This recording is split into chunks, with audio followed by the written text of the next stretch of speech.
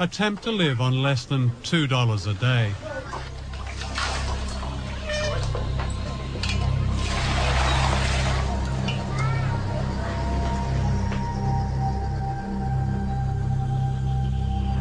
What do you say to those 17 million people who called for a complete, and I repeat, complete cancellation of debt as the only way to lift the huge number of poor people in the world out of poverty? I'd say two things. First, what will lift people out of poverty is not cancelling their debt, but what policies their countries pursue, whether they educate poor people, whether they give them health. And so the question, and then what sort of economies they try to run. Do they integrate them into the world economy, or do they run corrupt economies? Those are the primary determinants of how well countries will do. That is the answer to what determines whether people get out of poverty. It can be done. It has been done. Should we cancel the debt? Canceling debt is one way of giving resources to poor countries. Mm-hmm. What I'd like to see is a much greater flow of resources to poor countries. I'd like to see the markets of the industrialized countries opened so that these countries where people are poor and can produce agriculture are able to export. That's what will get them out of poverty. The statement debt relief is the only thing that will get them out of poverty is wrong. It would help, provided it is accompanied by a whole set of other measures. But surely debt, even in one's own life, and especially a poor person's life, is the greatest cause of real poverty. No. And when you have a country devoting half its budget to paying off a debt, when you have the poorest countries in the world sending out millions of dollars into the rich world, surely as a priority, that debt has to be either relieved substantially or go altogether. Doesn't that make it just seems common sense to me? If I got that wrong? Yeah, you've got it wrong. Oh, let me explain. Okay. First of all, you are indebted, and I am indebted, and I would not be better off if I asked somebody to come and cancel my debt, because I'd never be able to borrow again. And debt is a normal way of borrowing in order to do things, purchase goods, invest, when you don't have the resources, and they'll generate an income and you'll repay. So the notion that all debt should be canceled is a bad one. Financial systems operate on the basis of debt that is paid. The Human Rights Commission of the United Nations, in a very comprehensive report, said, and I quote, "The institutions of globalization have yet to seriously address the issue of human rights in a democratic fashion. Globalization has caused global conditions of inequality and discrimination." What's your response to that? I simply can't respond because I have no idea what evidence they're referring to. Globalization has caused discrimination? I'd have thought it was the opposite. I'd have thought that... No, for instance, they singled out workers in third world economic processing zones. Again, part of a prescription, may not be IMF prescription, but certainly part of a global prescription, in which it said these workers were prey for exploitation, and because unemployment, for instance, they mentioned Indonesia, had been forced down by the so-called economic crisis of the late 90s, their human rights were lost. No, Indonesia grew as a result of integrating into the global economy from the 60s on, and incomes in Indonesia rose. It was a dictatorship. Some of their rights were suppressed, and it was a very bad dictatorship. Excuse me, Mr. Fisher, as you say, some of their rights were repressed. A third of the population of East Timor died or were killed under the Suharto regime. What are you asking me that question for? Do you think we supported the Suharto regime? Well, don't be ridiculous. Well, did you speak out against it? Did your institution, the IMF, speak out? The World Bank didn't. The first time after 30-odd years in there, the first time they spoke out was 1998. What did the IMF say about it? When the IMF went into Indonesia, it insisted on a removal of a host of corrupt practices that began to weaken that regime. It was not an intended consequence, but it was intended. that we went in and helped remove the corrupt practices in a variety of monopoly areas.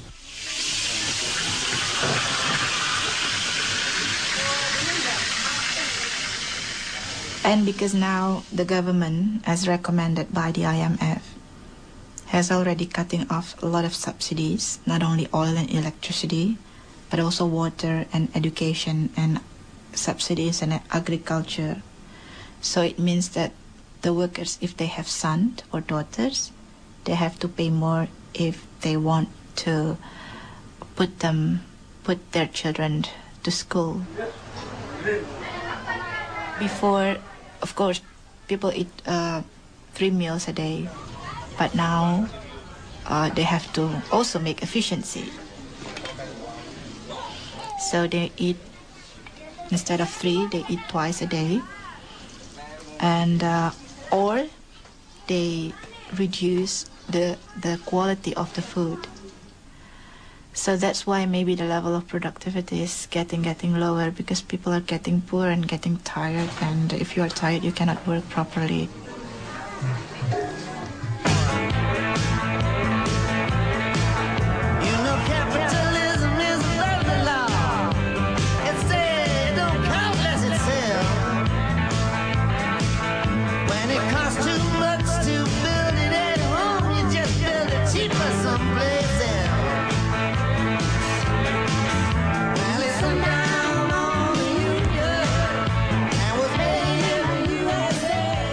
Two years ago, thousands of protesters from all over the world converged on the American city of Seattle, where the World Trade Organization was meeting. This was news because it happened in America.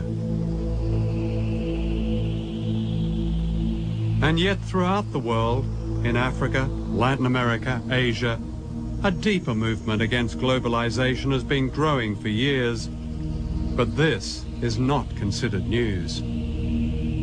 On every continent, millions of ordinary people have protested against the power of the IMF and the World Bank and the imposition of Western power.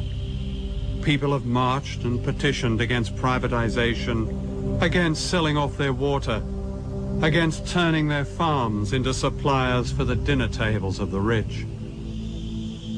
Now the protests have spread to Western countries, from Seattle to Melbourne, London to Genoa.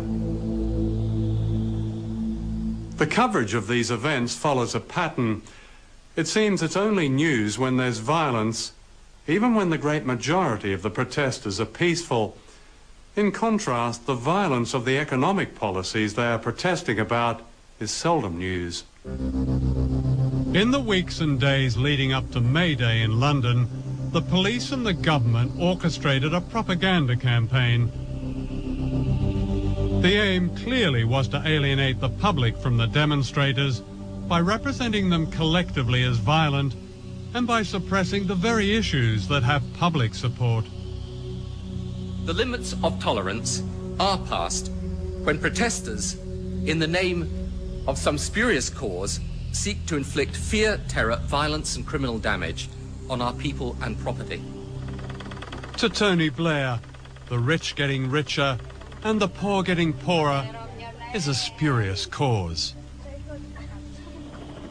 And when May Day came, 6,000 police turned part of London's West End into a giant detention camp.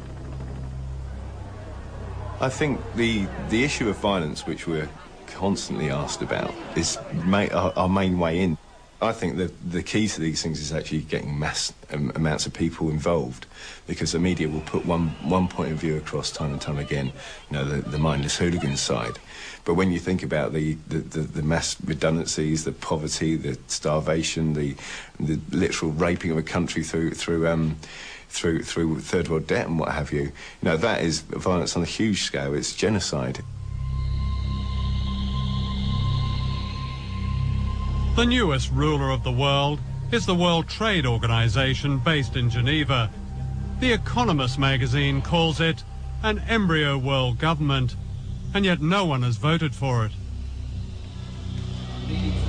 The effect of its policies make it illegal for governments to hinder the profits of big business. This is known as free trade. If there's one feature about the global economy, it's the companies have globalized. But we haven't regulated the global companies. And that's the change that we've got to put into this international system if we're ever going to get rules that are fairer to workers, fairer to the world's poor, fairer to all of those who are affected by this international production system. People can't stand by, they can't be spectators when we're faced with forces like this. They join this movement and the movement starts to gather momentum. Already we've had some extraordinary successes. We managed to stop the implementation of a crazy idea called the Multilateral Agreement on Investment, which would have allowed corporations to sue governments for the removal of any law which they didn't like. Now that was being promoted, that idea, by the 29 most powerful countries on earth. It was being promoted by all the major multinational corporations and all the big institutions such as the World Trade Organization. And a ragged band of dissenters around the world managed to stop it. We beat them. And if we can beat that, we can beat anything. What is with the people is the fact that the corporations and the superpower are using more and more fabricated propaganda. People can now see through the spin. People know they cannot believe anymore what is said. And the people are starting to withdraw their support.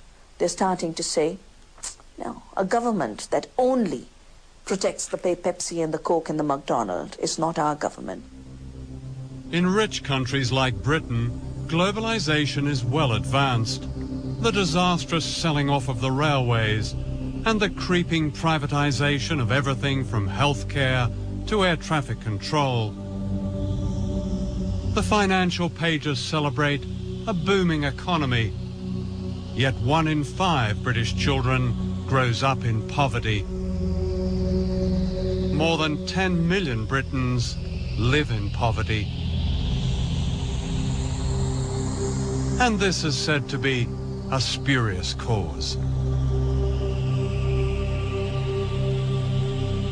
All over the world, millions of ordinary people are asking why they have no say in decisions that bring hardship to their lives. They don't accept the view of President Bush and Prime Minister Blair that there's no other way. In Britain, the fact that only 25% of the electorate voted for the Blair government is part of this great unease. Why, people ask, should we accept a system of winners and losers, a system that puts a dollar sign on every public service and almost every human value?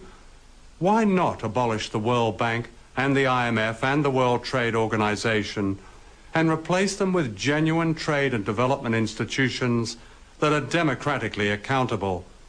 And why not cancel a debt that condemns nations like Indonesia to poverty and disease? These are dangerous times. The one superpower left in the world has made its ambitions clear. This is a document of the United States Space Command. It says, the globalization of the world economy will continue with a widening between haves and have-nots. It says only military dominance will protect America's commercial interests. Why should we accept this? Why should our children have to face these divisions and dangers? None of them is God-given. All of them can be changed.